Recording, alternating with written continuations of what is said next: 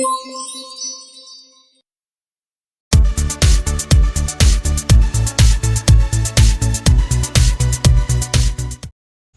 semua, pada hari ini kami akan membahas tentang peralatan liturgi dalam perayaan Ekaristi. Piala berasal dari bahasa Latin calis yang artinya piala. Piala ini tempat anggur. Pada saat misa dikonsekrir menjadi darah Kristus. Piala ini adalah cawan yang menjadi tempat anggur untuk dikonsekrasikan, di mana sesudah dikonsekrasikan menjadi tempat darah Maha Suci Kristus. Melihat dari fungsinya, maka piala harus dibuat dari logam mulia. Piala ini melambangkan cawan yang dipergunakan oleh Tuhan kita pada saat perjamuan malam terakhir, di mana ia untuk pertama kalinya mempersembahkan darahnya. Purificatorium merupakan kain kecil persegi 4 yang digunakan untuk membersihkan piala dan juga alat untuk selubung bagian tangan dari petugas liturgi. Cibori berasal dari bahasa Latin ciborium yang berarti piala dari logam, yaitu sebuah bejana serupa dengan piala tetapi dengan tutup di atasnya. Cibori adalah wadah untuk roti-roti kecil yang akan dibagikan dalam komuni kepada umat beriman. Cibori terbuat dari logam mulia dan dipergunakan untuk menyimpan sakramen Maha Kudus dalam tabernakel. Selanjutnya ada pyxis. Pyxis berasal dari bahasa Latin pix yang berarti kotak, yaitu sebuah wadah kecil berbentuk bundar dengan engsel penutup serupa dengan wadah jam kuno. Pyxis biasanya dibuat dari emas.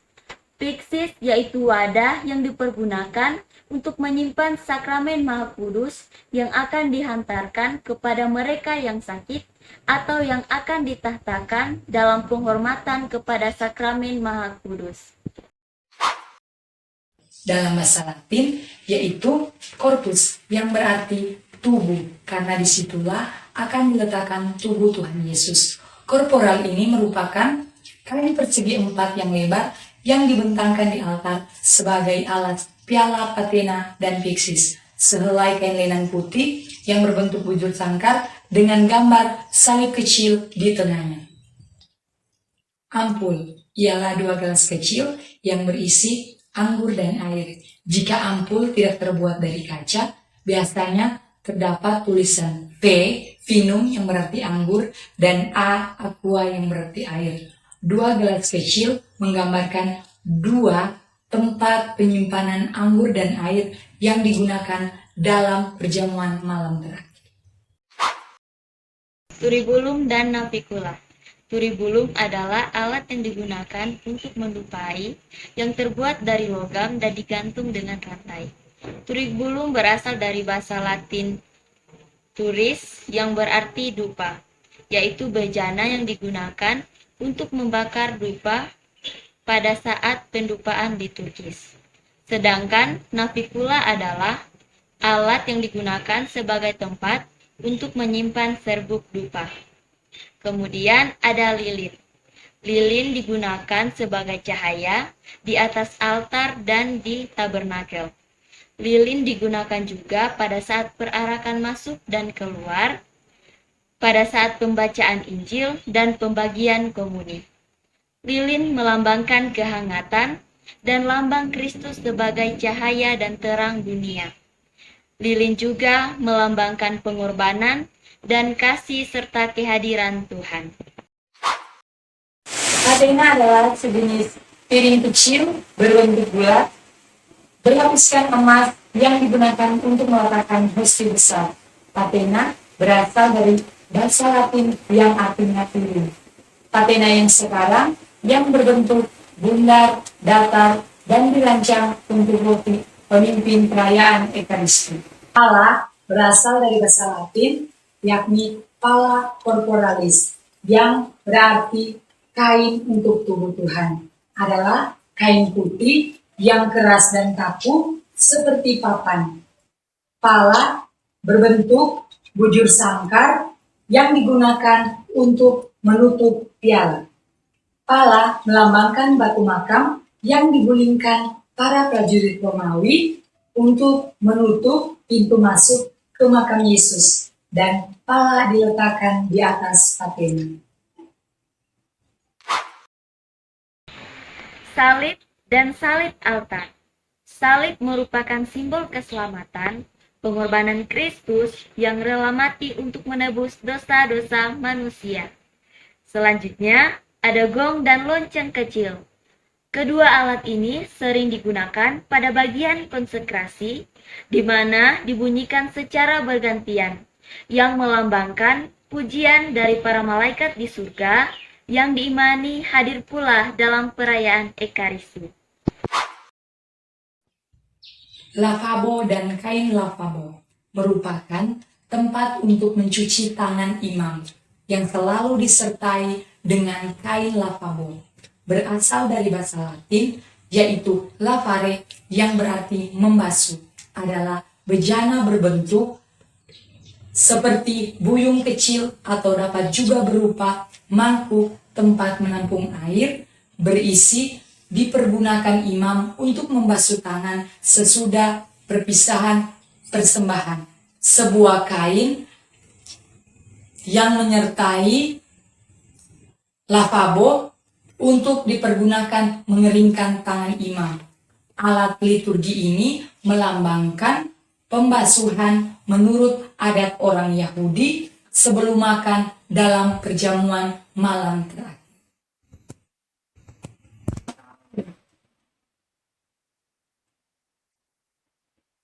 Wiru terdiri atas navicula, tempat ratus atau dupa, dan tribulum, alat untuk mendupai yang terbuat dari logam dan digantung dengan rantai. Tribulum berasal dari bahasa Latin turis, yang artinya dupa, adalah bejana, tempat yang digunakan untuk membakar dupa dan dipergunakan dalam pendupaan liturgis. Dan navicula adalah bejana, tempat menyimpan serbuk dupa.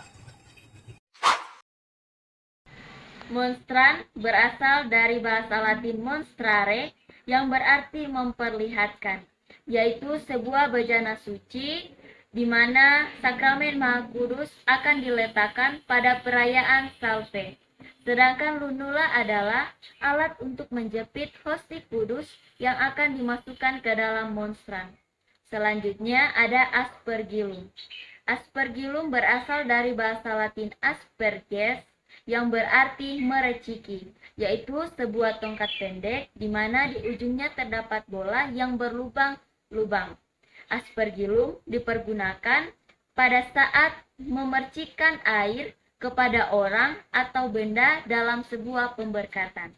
Sedangkan aspersorium adalah sebuah wadah air suci yang selalu digunakan bersama-sama dengan aspergillum.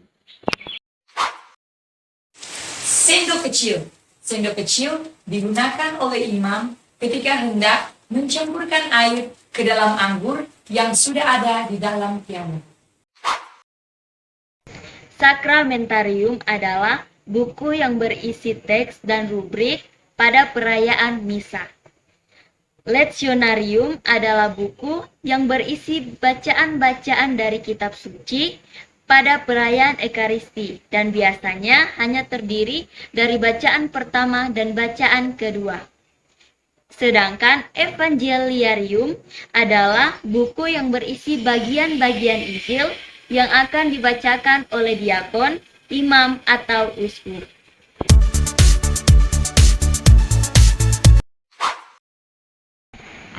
Roti dan anggur digunakan dalam perayaan Ekaristi atau perjamuan kudus yang memiliki makna persekutuan dengan tubuh dan darah Kristus dan pemulihan hubungan Allah dengan manusia yang dikuduskan pada bagian doa syukur agung. Selanjutnya ada air.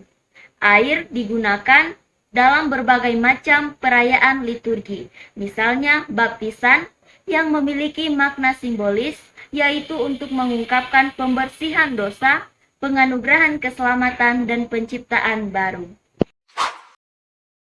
Minyak. Minyak dapat merupakan simbol bagi anugerah, kepenuhan hidup, dan kesuburan. Minyak dalam liturgi juga melambangkan daya kekuatan Allah yang memberikan kekuatan bagi perjuangan hidup dan penyertaan Allah dalam tugas kepemimpinan. Sedangkan garam biasanya digunakan sebagai penyedap rasa di dapur. Dan dalam liturgi, garam merupakan simbol pembersihan dan digunakan secara fakultatif dalam persiapan perayaan pembaptisan dan pemberkatan air suci.